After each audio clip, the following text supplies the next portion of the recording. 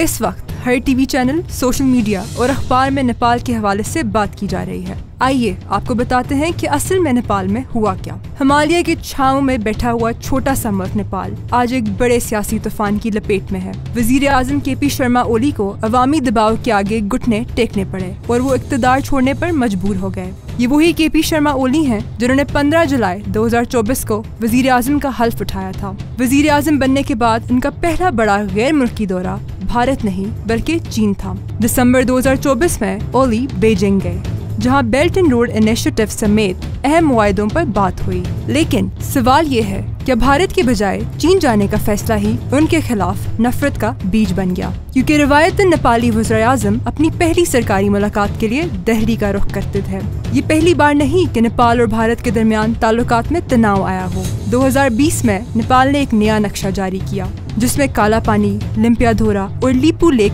के इलाके शामिल किए गए थे और भारत ने इसे सख्ती से मुस्तरद कर दिया था। मगर इस बार अवामी गुस्से का फौरी मुहर्रक कुछ और था। सोशल मीडिया पर पाबंदी। जब हुकूमत ने बड़ी ऐप्स पर रजिस्ट्रेशन और ब्लॉक लगाया तो नेपाल के नौजवान सड़कों पर निकल आए। लेकिन सिर्फ सोशल मीडिया ही नहीं, अवाम बरसों से बदनवानी, अखरबा परवरी, बेरोजगारी और मुआशी बहरान से तंग थे। यही वजह है कि ये एहतजाज एक बड़ी तहरीक में बदल गया। अब सवाल ये है कि नेपाल का मुस्तकबिल किस समत जाएगा। क्या ये छोटा सा मुल्क भारत और चीन के दरमियान एक नई शतरंज की बसात बनने वाला है या अपनी आवाम के लिए कोई नया रास्ता निकालेगा? ये हकीकत रोज़े रोशन की तरह आया है कि भारत हमेशा खित्ते के अमन को दाव पर लगाता आया है।